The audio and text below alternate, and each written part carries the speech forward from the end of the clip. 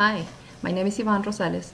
Today I am presenting a 55-year-old Hispanic male that was brought into the emergency department by his wife with severe 10 out of 10 chest and epigastric pain that radiated to his lower back, left lower back. These symptoms were also associated with generalized abdominal pain, bloating, abdominal distension, constipation, abnormal weight loss, dysphagia, odynophagia, loss on his appetite, and generalized weakness. This gentleman has a history of stroke that left him with severe dysphagia, diabetes, hypertension, and stage renal disease on hemodialysis. He used to be a heavy smoker and a drinker. According to the wife, he stopped 5 years ago. And he also had a myocardial infarction 4 weeks ago for what he underwent a PCI with stent placement. According to his wife, he was discharged home in a stable condition and pain-free. However, on the next day from his discharge home, he started complaining of nausea and difficulty swallowing, but she didn't think anything of it because he was just discharged from the hospital. But then she says that over the past 4 weeks, his symptoms have worsened. She states that now he's complaining of severe burning sensation when even drinking or eating, and that he's stopped eating, and that he's very weak, and that he already lost about 10 pounds in 4 weeks. She states that she attempted to alleviate some of his symptoms. She was using a gram of Tylenol every 4 hours for his abdominal pain, and then she also was using lactulose for his constipation. However, she sees that she didn't see any results. When he came into the emergency department, his cardiac enzymes were slightly elevated. The pain was 1, but nothing significant. And then he was complaining more.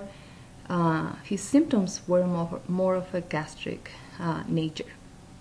His review of systems is positive for generalized weakness and malaise, but no fever, shaking, or chills. He's positive for chest pain that radiated to his epigastric area and lower left back. It's also positive for diffuse abdominal pain, distension, constipation, decrease on his appetite, dysphagia, and odynophagia. Also is positive for weight loss. His physical examination revealed that he is awake, alert, oriented, in no distress. His mucous membranes were pink but dry. His tongue was pink, dry, but had full mobility. I didn't see any thrush or lesions.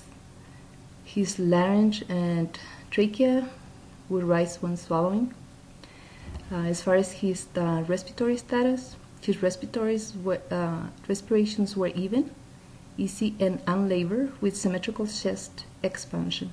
His breath sounds were clearly bilaterally. He was standing 96% on room air. As far as his cardiac status, he had a regular rhythm, and all his radial, carotid, and pedal pulses were 2+. His S1, S2 heart tones were audible. I didn't hear any rubs, gallops, or murmurs. I didn't see any edema. No cyanosis or clogging was noted either. As far as his GI, his abdomen was distended and tender to deep palpation. He didn't have any masses or any hepatosplenomegaly. His bowel sounds were positive in all 4 quadrants. He was able to move all his extremities, and he had decreased muscle tone, but he was able to to move all his extremities. His strength was 3 out of 5 in all 4 extremities. As far as diagnostics, his white blood cell count was 17.76. His H&H was 10.5 and 33. His VUN was 50. His creatinine was 8.77. His troponin was 1. And his alkaline phosphate was 256. As far as diagnostic studies, his EKG showed normal sinus rhythm with no specific ST changes. His chest X-ray showed mild cardiomegaly and mild vascular congestion with a hemodialysis catheter on the right side. His abdominal CT showed no evidence of any acute process. So with all the signs and symptoms that he was having, we decided to go ahead and perform an EGD, and which revealed that he had LA grade D candidiasis, esophagitis, chronic gastritis, and he also had an excessive gastric amount of fluid. So for our differential diagnosis, because of his recent myocardial infarction, chest pain that radiated to his epigastric area and back, and his positive elevated troponin, at first we considered that he was having another myocardial infarction.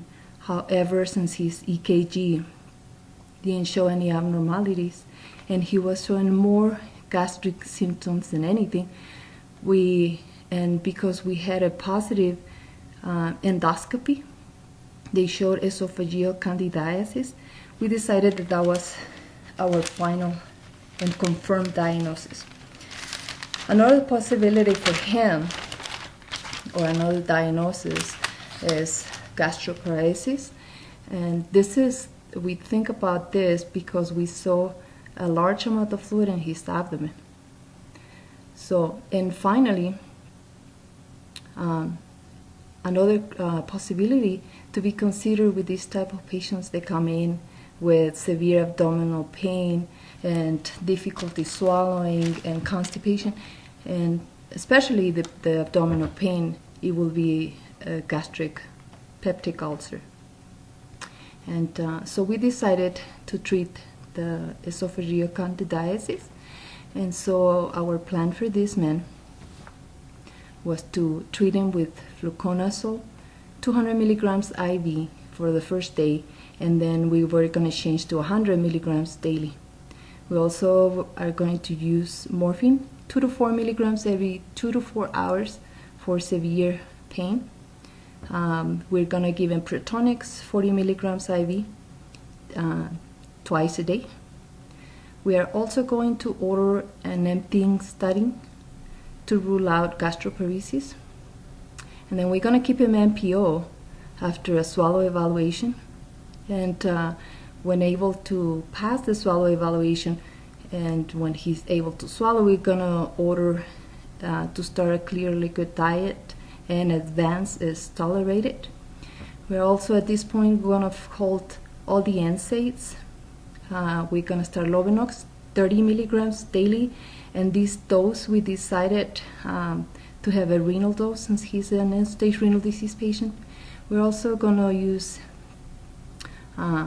sequential compression devices for DVT prophylaxis, and we are going to start PT as tolerated. In summary, this gentleman has multiple comorbidities like diabetes, end-stage renal disease, hypertension, and stroke, and his recent MI that predisposed him for an opportunistic infection like candidiasis. The fact that he was sick and that he was in a hospital and that his immune system was low made him prone for an infection like candidiasis. Thank you.